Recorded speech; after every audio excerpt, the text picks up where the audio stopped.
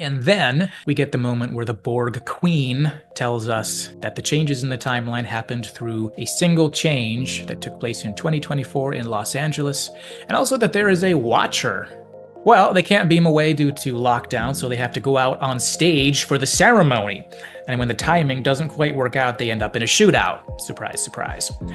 And finally, Rios and Girardi manage to get everybody beamed up, and they're about to warp away when the Magistrate, aka Annika's angry husband, beams on board with some gray shirts and shoots Elnor. And the episode ends on this cliffhanger as this Magistrate is wondering out loud what the plaque over Picard's decapitated head will say. Traitor, killed while rescuing a Borg. So, that's episode 2. There are a couple themes playing out. One thing I think we can notice right at the get-go is the themes of good and evil, the idea of good and evil within culture, and then genocide. So I think the episode intends to make at least a little bit of a reference to the concept of the cultural relativity of morality and how this relates to the difference between good and evil, as well as certain specific social problems such as genocide. Eradication Day, obviously it's got a certain genocidal flavor to it. And a culture that, you could say, a culture that loves to celebrate Eradication Day probably also believes in the moral goodness of genocide as well. I read a book on social psychology several years back as part of a school assignment, and a particular chapter in it, cited a number of studies that have been done on the psychology associated with genocide. And they made one interesting observation about a number of studies on the use of the language and concept of thinking of pure evil, or the concept that someone is just evil in a simplistic sense. I'm going to give you a couple quotes here. So one study found that the belief that some people are just evil predicted stronger support for a number of violent policies and positions, such as the use of enhanced interrogation techniques at Guantanamo Bay. Another study, and I'm kind of mixing quotes, another study suggested that believing in pure evil predicted stronger levels of support for preemptive military action and the use of torture techniques by the United States. The authors suggest near the end of that section, taken together, the work on this topic suggests that some caution is needed when applying the labels of good and evil to groups of people, particularly in situations of mass atrocities, as such rhetoric may serve to legitimize ongoing violence and render any other diplomatic actions less feasible options. They suggest that calling a group evil may undermine the attempt to understand the terror group's recruitment strategies and tactics, thus making it more difficult to overcome this problem.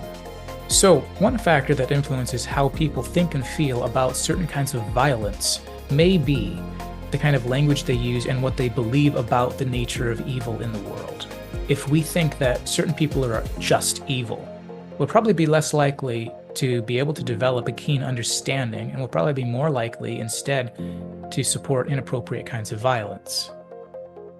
One thing that I think is often accomplished in parallel universe or time travel stories in Star Trek is helping us explore the difference between good and evil in relation to the development of human beings. Now, I'm not sure this episode does the greatest job since so much of the episode is surface level, but in touching on these themes, it does give us an opportunity to reflect about the cultural and situational factors that cause people to develop behaviors, habits, and attitudes that we would have to classify as evil. In some ways, it reminds me of the discussions back in Star Trek Nemesis, in which Picard contemplated whether there really was a fundamental difference between him and his clone, Shinzon, who was evil in terms of his behaviors and intentions. And I think it's a healthy and even a morally and spiritually necessary step for all of us to take to admit the fact that if not for the lot in life that we've been given, we could all be a Shinzon, or a General Picard giving his speech on Eradication Day. You know, if not for the lot in life we've been given, we could all be a Shinzon. And we can't take nearly as much credit for our relative goodness, that is, our non-evil habits, actions, and attitudes. We can't take nearly as much credit for that as we would like to think. In that sense, I think there's a little bit of Hitler inside every one of us. There's a little bit of Gul Dukat inside each of us. I think one of the moments that draws these kinds of themes into focus is the line where Seven is out there on stage reading her introduction to Picard's speech. She's reading it on the podium there. And as she goes through the list of all the arrogant things that the Borg should never have done to the Confederation, she comes to the final one on the list, and it's resistance. And Seven just gives you this kind of look. There's this kind of odd moment when she reads that last word, because even though clearly the Borg Queen sitting there is just as poisonous and malevolent as she is in any other timeline, but at the same time, here is Seven standing there saying that it's time to eliminate certain people or a person for the crime of resistance, which is, of course, the Borg's favorite word to use while they're doing their heinous versions of Eradication Day. Now, I mean, definitely, the point is partly lost on us, partly because of the fact that, let's be honest, in any world, we'd be better off without a devious Borg queen running around. But the point is still being made that it's possible for the winner in a conflict against evil to actually instantly become evil, corrupted by the very acts and habits that it took to gain that victory. It reminds me a little bit, not in terms of genocide, but in terms of reversal. It kind of reminds me of the political satire contained in Animal Farm, where, not a part of Star Trek, so here I'm breaking my rules and I'm making reference to a story outside of Star Trek. But if you've ever heard of or read the fun little satirical fiction Animal Farm, where the animals overturned the tyranny of the farmer under the leadership of the pigs. But over time, those, after they won, so they kicked out the farmer and he ran off. But over time, those pigs, drunk with power and going on using their political manipulation to make power moves and, within the society, it ends up where the pigs just kind of stand up on their hind legs and walk around like farmers, because that's the point where they are indistinguishable from the old oppressor, the farmer, except they're actually a little bit worse. And so in a similar way, I think Seven here is kind of noticing that the self-righteous defeaters of the Borg are, even though they're human, they're starting to look a little bit like just an alternate version of the Borg in human form, and an alternate version of the Borg in terms of their mindset and values and things like that. I think this sequence is probably also intended to implicitly, it's a little less put in your face, but I think it's probably intended implicitly to also raise the question of whether it's appropriate in the first place to be executing the Borg Queen. Our characters have to rescue the Borg Queen for pragmatic reasons, so the episode doesn't end up having an opportunity to tell us what the Starfleet answer would be in terms of whether or not she should be executed. I think you could suggest, as we think about this question, we could suggest the behavior of the Queen throughout the season definitely does underscore the fact that sometimes some evil can't be redeemed without unacceptable loss. I think that's definitely pointed to. We're better off without, we certainly don't want to let her go running around. But at the same time, we could say, on the other hand, the final conclusion of the season does certainly involve the eventual redemption of the Queen, which I think that concept, this element of the redemption of the Borg Queen, you could kind of think of as an implicit case, an implicit argument of the greater to the lesser. So if the very embodiment of evil itself, the Borg Queen, who's about as bad as the skin of evil himself, if even the Queen can be redeemed, then we should maybe always do what we can to seek the redemption of humans who aren't cybernetic monstrosities with recalcitrant poison built into their essence like the Borg Queen. I think that's probably a point that the season as a whole is pretty clearly intended to make. Kind of a counterexample to the theme we saw in the Voyager two-part episode Scorpion. And then at the same time, so it's a counterexample to that, and it's also, you could say, a positive extension of the Voyager thread surrounding the theme of redemption. So let's talk about both of those real quick.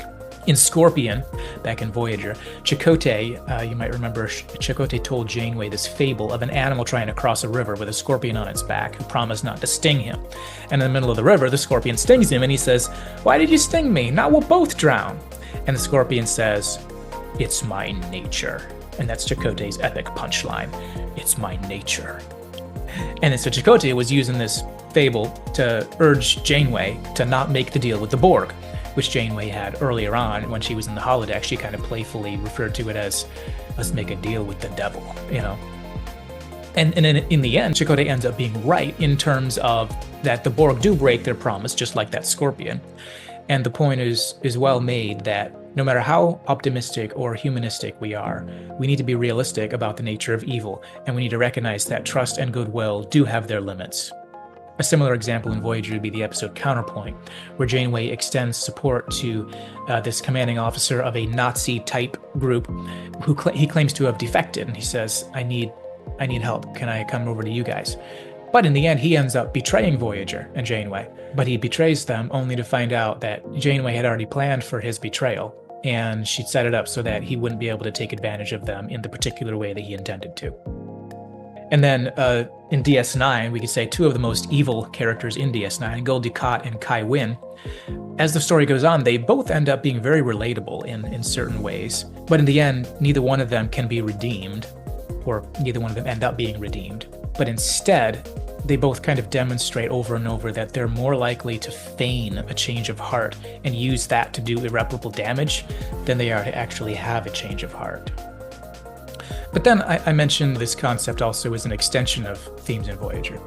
So Voyager has a repeating theme of the value of redemption and rescue, not only for the underprivileged, like in the episode Good Shepherd, but also for those who are actually engaged in actual evil, such as Lon Suter and Seven of Nine, who were both evil in terms of their behaviors, but they weren't, quote-unquote, just evil. There were plenty of influences and factors that led to these patterns of behavior and mindset and intentionality. And with the right kind of time and the right kind of caring attention, there is hope for some kind of lasting positive change. And in this season of Picard, it seems like the writers are taking that theme to the most conceivably extreme extent possible by finding a way to redeem the very embodiment of evil and recalcitrance, the Borg Queen herself, who's so bad that she really has more in common with the skin of evil than she does with the humanness of, let's say, Gul Dukat. So anyway, going back to the discussion about good and evil in relation to human development, I think in general, time travel, alternate timeline type stories, as well as mirror universe episodes of Star Trek often do a great job of giving us a reminder just about how contingent we are. And sometimes that plays into the question of good or evil and how we could all be the villain if things were different. And I think this definitely relates as well to the redemption theme, like I mentioned above, and it relates to the writer's decision to redeem the Borg Queen in this season. We could suggest these two themes come together as well. They kind of interrelate to suggest to us the unstable nature of this foundation we think we have of goodness that we see in ourselves, in our own self-righteous selves, or the goodness that we see in our own values or our own culture. You know, if we lived in that world, we would have been part of the crowd cheering on Eradication Day. So suggesting that, as well as suggesting the unstable nature of that foundation we think we see of evil in those who are carrying out evil. So even the Borg Queen can be redeemed in the right complex context. So anyway, since we started talking about genocide in the context of Eradication Day and the nature of evil, so let's have a little bit of fun here, and let's finish up with the result of some real life studies on what leads to a genocidal society. So what could lead up to you and me being in that crowd, excitedly cheering